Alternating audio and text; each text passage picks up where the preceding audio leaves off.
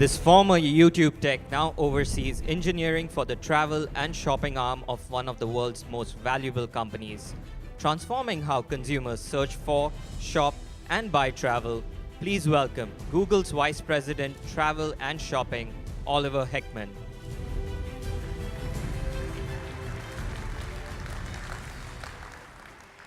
Who knows what this number is?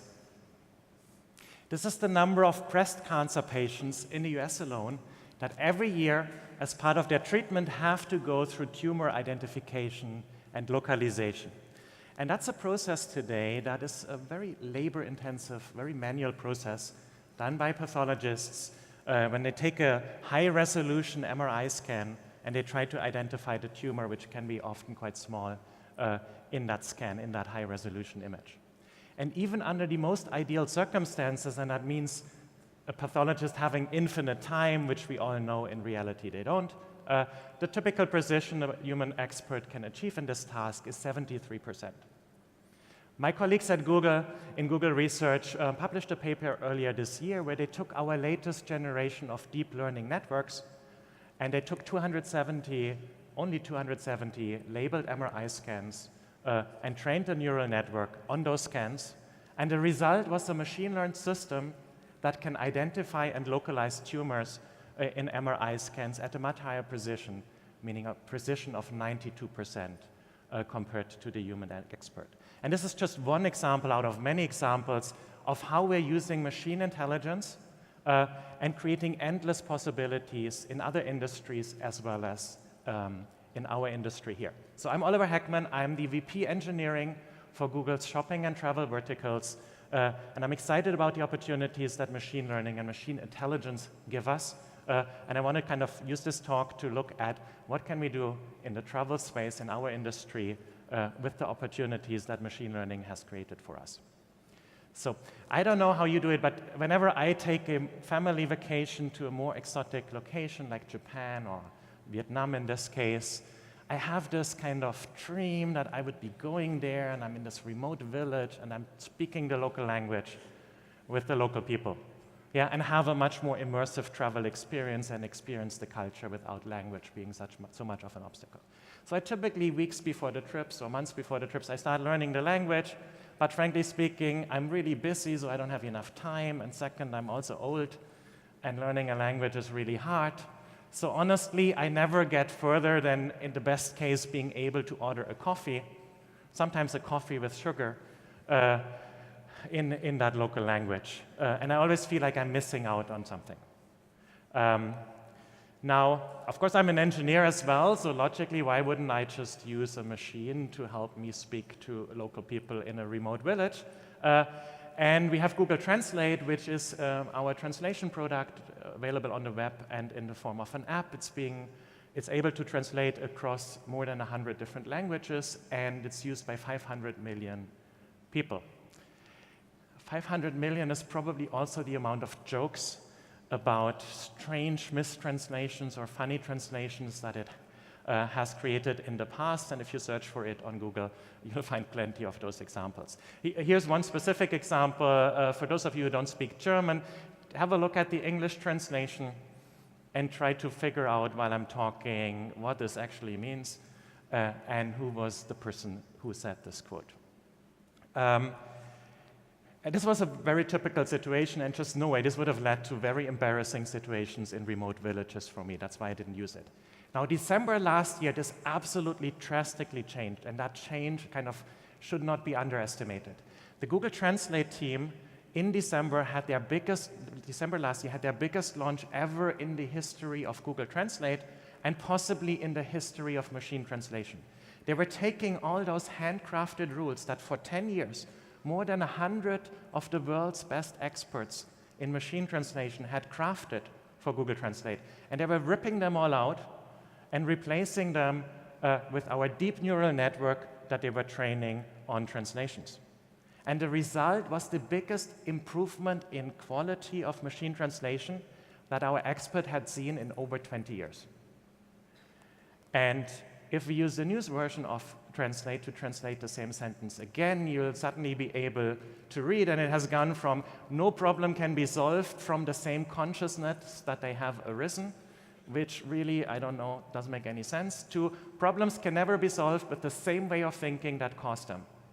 And I hope by now you've realized, oh, that was Albert Einstein who said that, and because he was speaking German, the original quote is up there. So, last month, in early October, we took it a step further, and we announced a product that we call Pixel Buds. These are earbuds, and actually I have some of them actually here in my pocket. These are earbuds, Bluetooth earbuds that pair with your phone, like many other earbuds, but they have two special properties. Yes, they can stream Bluetooth high-quality audio and for many hours and all of that. They have two other features that are actually magical. One is they have an integration of the Google Assistant. So by putting them in my ear and tapping the right earbud, I can talk directly to the Google Assistant. I'll talk more about that later in my presentation. And the second feature is they can help me speak other languages. Let's show a quick video of the product managers for this product, where they give a quick demo between English and Swedish. Can we roll the video, please? So, Isabel is going to speak Swedish into her Pixel Buds, and I'll hear the English translation out of Pixel 2's front speakers. And then I'll respond in English, and she'll hear the Swedish translation in her Pixel Buds. To illustrate this today, you'll hear both sides of the conversation. Okay. Hey Isabel, how's it going? Hej Isabel, hur är läget? Helt okej, tack. Absolutely okay, thank you. What do you think of these cool new headphones? Vad tycker du om de här coola nya hörlurarna? Mitt team designade dem, så jag tycker de är ganska coola. My team designed them, so I think they're pretty cool. So one of the perks of working at Google is that I got, as I said, I got hold of a pair of Pixel Buds early on. And this is, by the way, a picture of my son. My son is 5 years old. He's going to school in Silicon Valley, and somehow it's a thing in Silicon Valley that they teach Mandarin in kindergarten. But nobody at home speaks Mandarin. So we never know what he's saying. Is that actual Mandarin, or is he making up stuff? Once I walked home with the Pixel Buds in preparation for this talk, I thought, okay, I can just now try them out and speak Mandarin to my son. I put them in my ear. I said, help me speak Mandarin. It fired up Translate, and I said a couple of sentences to him, and he responded back in Mandarin. And that was such a magical moment for me. First of all, that it worked. Second of all, that because I look him in the face, I'm just like not distracted by any other device. In between, he intuitively responded back in Mandarin. Yeah, and we had an actual conversation with eye contact. And that was a magical experience for me. And that also got me thinking, for my son, it's completely normal, yeah, to grow up in a world of digital assistants where it's completely normal for us now to have like the personal translator in your ear or in your pocket and always with you when you need it. And I'm looking forward to the next trip that we're planning. It's going to Japan, to be using it in a remote village. It's not just the generation of my son, it's also the older generation. This is some results of a study that we did with Phocuswright this year. 57% of US travelers prefer or want that brands in travel personalize the information and services to them specifically. And the good news is also 1 in 3 of them are actually willing to pay more for these personalized services. And if we zoom in on the area of personalized services that are digital assistants, it's a new emerging technology, but even today when it's completely new, already 1 in 3 travelers are expressing their interest to use digital assistants as part of their research process and as part of the booking process. So let's take a step back. If we look at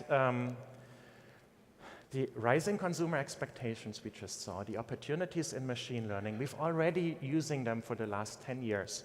Yeah, on a constant occasion, using every opportunity and improvements in technology to make our advertisement systems better, to identify user intent better and better, to understand queries better, and to provide our advertisers with more sophisticated tools, use more signals in predicting CTRs, and so on.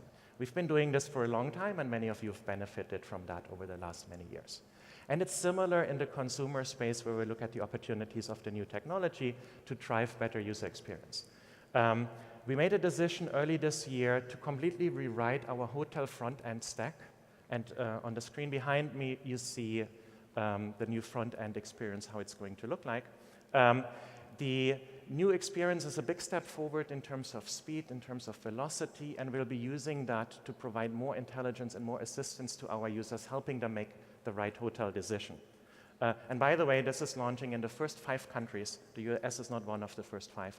First 5 countries today at 1% of traffic. Similarly, not just the front-end experience, also our advertiser experience in hotel ads. We made a decision earlier this year to port it over into AdWords, which is a big step forward for the product. And you can expect us to launch early next year and then be using it the same way that you're using our other AdWords products. If we go and have a look at flights, flights is already known and loved for many reasons, but one of the reasons is because it's offering intelligence and assistance to our users. We traditionally already did many of the things, like when you're searching for a flight in economy class, we automatically check if an upgrade into business class is particularly cheap. And then we show this to you without you having to do an extra query. Similar, we check nearby dates, we check nearby airports, and so on. We also have a feature that is checking using machine learning to check if there is a price increase expected soon. And if that's the case, we expose that to the user, nudge the user to basically be booking their flight soon. We recently switched that to the latest generation of our internal machine learning systems, and we saw an over 50% increase in, we said dramatic increase in accuracy, and that led to an over 50% increase in high confidence price increases that we can communicate to users. So, taking a step back, what does that mean if we revisit what actually all of Google is? Higher consumer expectations, huge advances in machine learning. So we are rethinking the whole service that Google is offering. We've been calling this the Google Assistant, which is the new version of Google that helps our users, not just providing them answers, but also helps them getting things done in the real world. Let's watch a short video that shows many of the things that the Google Assistant can already do today. Okay, Google. Hey, Google. Hey, Google. Okay, Google. Hey, Google.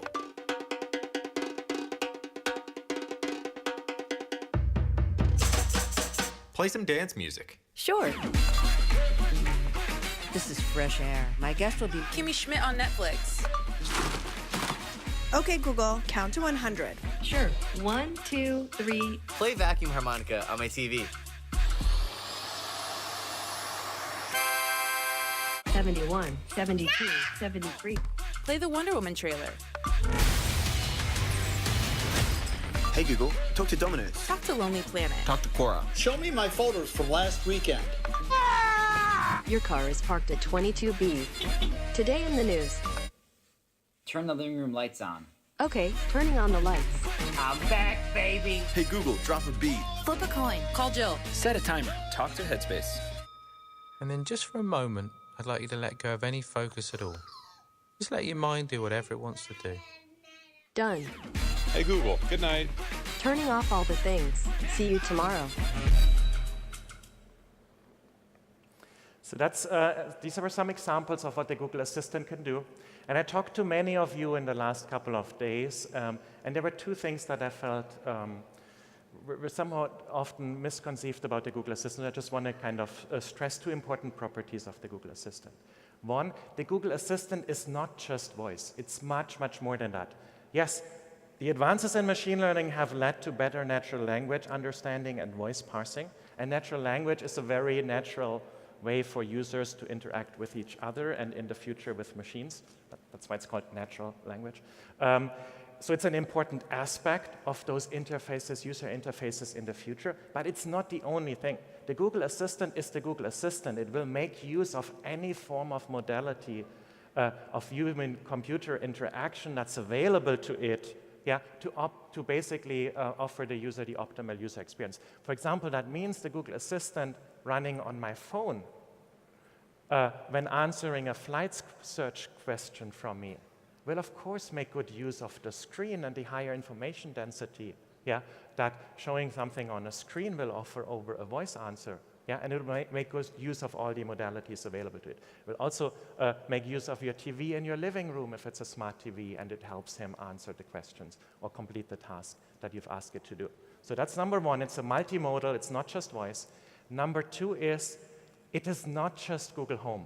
Google Home are those speaker devices that have the Google Assistant integrated that you see on the top left behind me.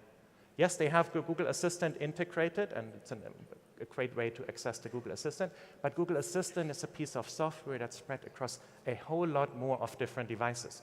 It works on latest generation smartwatches.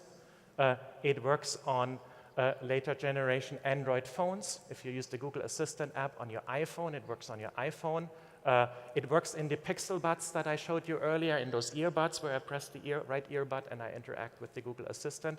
And it's coming to more devices. It's already today live on over 100 million devices. So let me take you on a journey that my team is actively working on a travel use case in that future world of the Google Assistant. So let's assume I have a trip coming up. I'm living, as I said earlier, in Silicon Valley. I want to take my 2 sons and my wife back home to Germany and visit my family there and show them a bit of Germany. So the day before my trip, I'm going to my kitchen, and the Google Assistant via my phone or my Google Home device reaches out to me and notifies me that my flight is now ready to check in. And it offers me to check me in automatically into my flight, and all I have to say is, yes, please, and it will check me into my flight. It will also tell me what time it thinks I should leave the next day to the airport to make it to the airport in time. It's actually doing that today already. And it offers to call me a lift to take me and my family from home to the airport. I happily accept that, and then the next day we arrive at the airport. We stand in the line before security. Like always, it's pretty hectic. I have 2 little kids who can't stand still and way too much luggage, and we're pushing that. And we're coming closer to the security person, and all I have to do is say, hey, okay, Google, show me my boarding passes, and it will show up on my screen and help me get through security with less hassle. At that point in time, I remember, oh shoot, my sister is going to pick us up in Frankfurt, but we forgot to tell her which flight and when exactly we're actually arriving. What I could do now is I can go today to my Google Trips app and simply share my travel itinerary with whoever I want, like my sister. I can do that today. That's a feature the team launched earlier this year. But in the future, I might be able to just simply tell the Google Assistant, please share my flight or share my whole travel itinerary with my sister. And then my sister receives that notification, and she has her version of the Google Assistant in her home on her phone. And she, or frankly more likely her kids, can now, because they're eagerly awaiting us every 5 minutes, they can now go in and ask the Google Assistant, have they arrived yet? When is the flight landing? And of course the assistant will help them leave home, drive to the airport, pick us up at the right terminal in time and without hassle. Then, after a couple of days of spending them in Frankfurt with my sister, we continue on we start our road trip southwards to Bavaria, where I want to show my sons what I call the German Disneyland, or more precisely Schloss Neuschwanstein, the fairy tale castle that's behind so many like Disney castles. We go there on a road trip, we're traveling with kids, so inevitably we're later than planned, and when we arrive, they're already closed, and there's just no way we can skip that castle, so now we need to find a hotel on short notice.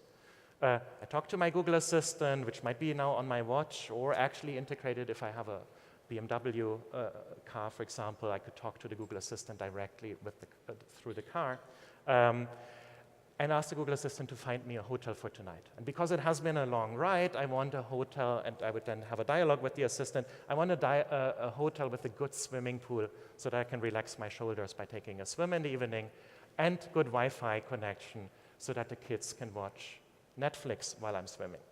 The Google Assistant helps me choose that, offers me the right hotel, which I pick, and it can even book it for me using my preferred method of payment that's on file, and then fire off Google Maps and navigate there without much hassle. So now you might be wondering, as our partners, what do we have to do to be kind of part of this future of digital assistance? Well, the answer is actually, if you're working with us already on flight search or hotel search, you're kind of automatically becoming part of that future. As we're building out those search experiences in the digital assistants, they will automatically work for you. There's relatively little you need to do. If you want to take it a step further and have that booking feature that I mentioned at the end work, then you simply need to work with us on some of the booking functionality that we offer today so that we can enable this for you. You could also go a step further. Now, we could imagine that the hotel that we're staying in have worked more closely with us, and they decided, oh, actually, we can build some differentiating features for our hotels that are good for our customers.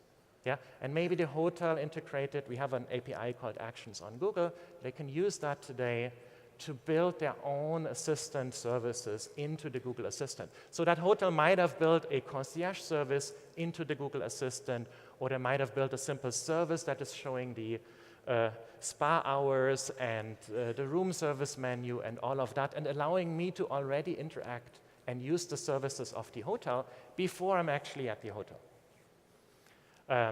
So this is an exciting future. The future is basically driven by always rising consumer expectations, combined with the sheer endless possibilities that machine learning is offering you. I'm very kind of excited to work with you, work with the whole industry on shaping that future of digital assistance together. Thank you. Thank you, Oliver, and please take a seat. Let's introduce your talkbackers. First up, Scott Gutz, President and CEO, Amadeus North America, and Robert McDowell, Chief Commercial Officer, Choice Hotels International. Gents, take it over. Good job, Oliver. Good. How are you? Good. Robert, how are you? Thanks very much. Nice to see you. All right, Oliver. Simple question to start. Are you concerned about Amazon becoming a store for travel? That's an interesting question. Amazon was in travel a couple of years ago. I think they got out of it as I was ramping up on travel. Amazon is an interesting company. They're very customer focused. Yeah. So there's a large part of me that would be kind of quite excited about seeing how they would approach it. Yeah. At the same time, also, I'm doing travel and shopping, so I'm also kind of often talking to our partners in the retail industry. Yeah, and as you can figure, they are maybe a bit less excited about that vision. So I think it would have interesting impact on many people in this room. Okay.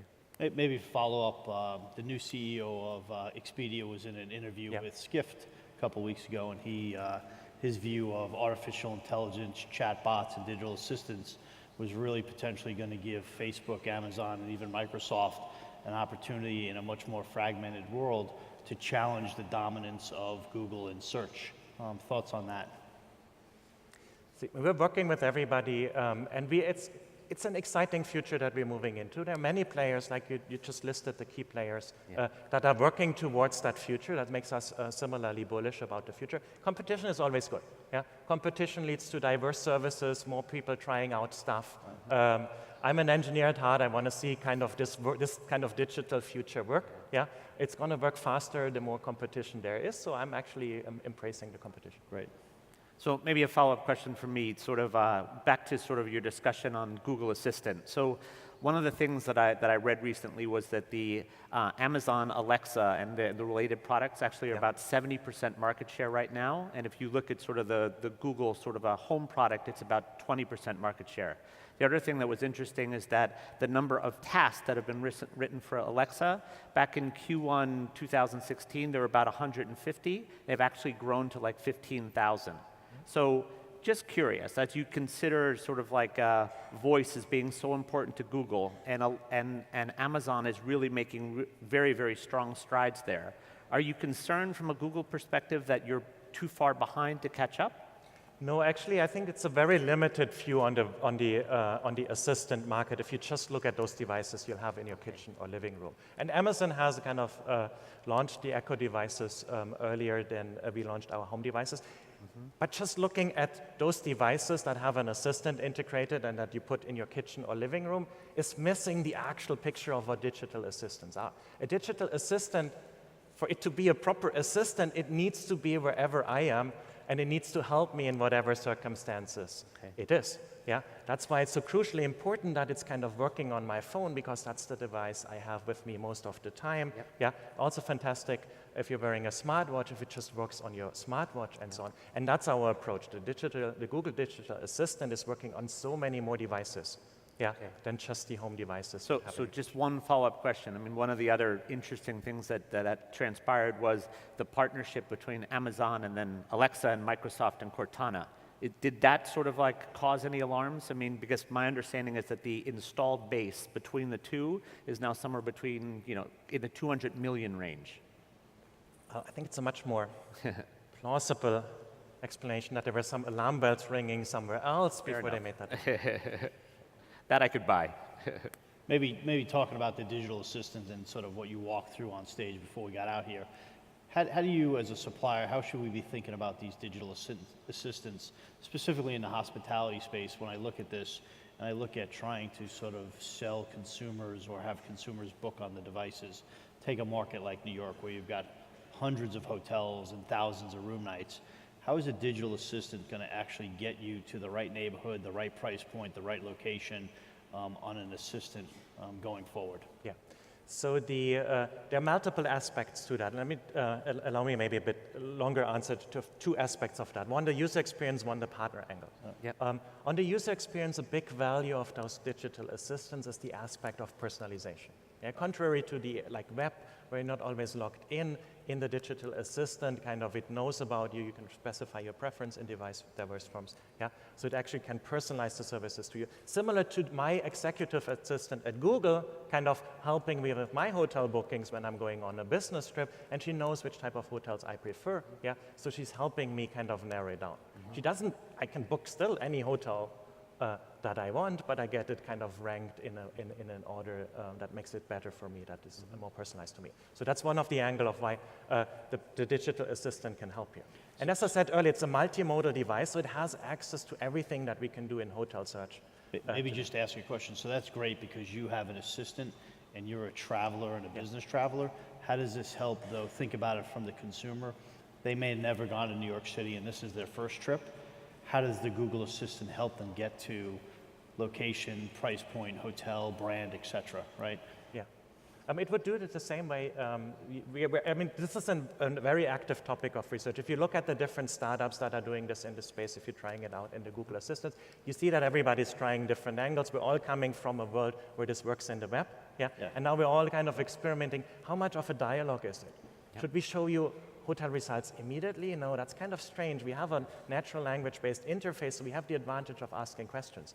In the vision I outlined, I kind of hinted at that the way we envision this currently, but we'll be learning from actual user feedback, is that there's a short dialogue where I express my preference to have a large pool so that I can go for a swim. And the assistant takes that in before jumping to any conclusions of making a recommendation. So this is a very active topic of research. There's a second aspect to the whole question, and that's the partner angle. So I've talked to many partners here, and many partners get like, oh my God, we're not really finished with the transition to mobile. And now you're coming with those digital assistants. Oh my God, what do we have to do? For that, it's very simple. We're building, we actively have a team, my team working on a first-party experience, both in flights as well as in hotels, where you'll automatically be part of it. We'll be making that search work. We put our researchers on it. We figure this out. And we bring you there automatically. Now, there are other partners that say, oh, that's fantastic. We want to kind of put our engineers on the task as well. What can we do to help to make this happen further? That's, for example, where the actions on Google APIs. You could go in and you could build, you could literally play with it yourself. Build your own value-added services. You can even try to build your own search service if that's what you prefer, or booking service, and so on. So let me follow up to that because you open up another discussion, right? So part of AI is really about personalization and data. So as a supplier, we have an immense amount of data on our customers. As Google, you have an immense amount of customer data. Is Google going to be looking at their policy around sharing data, so we can work together to actually provide those personalized experiences right down to the consumer and combining our data?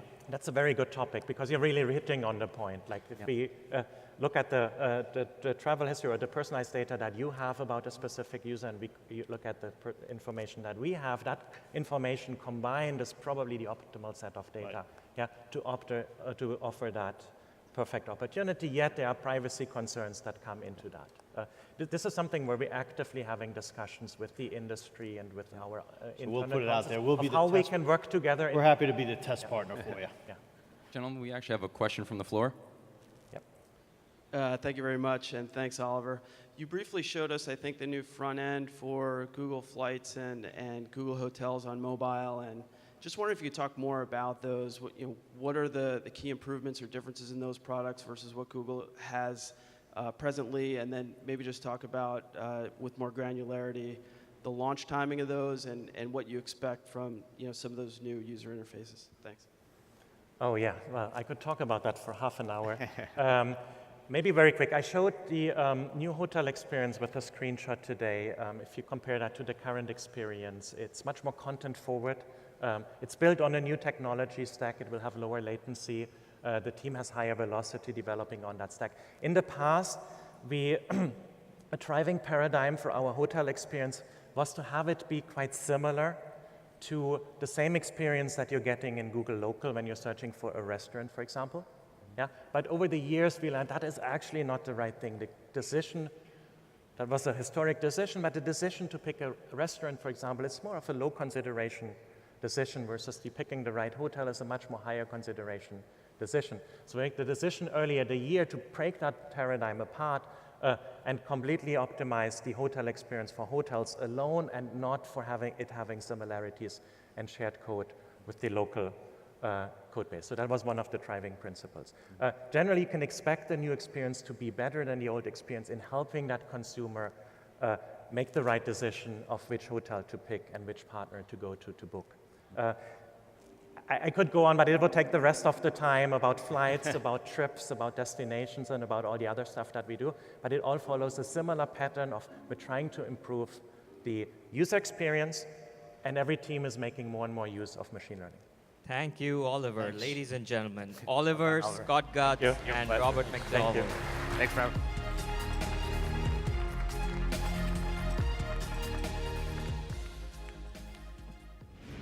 Choose Wyndham Vacation Rentals for your next vacation. As the world's largest professional manager of vacation rental properties, we bring you a unique collection of accommodations throughout the world.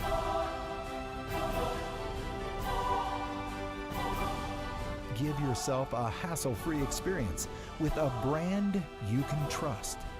Wyndham Vacation Rentals, a better way to get away.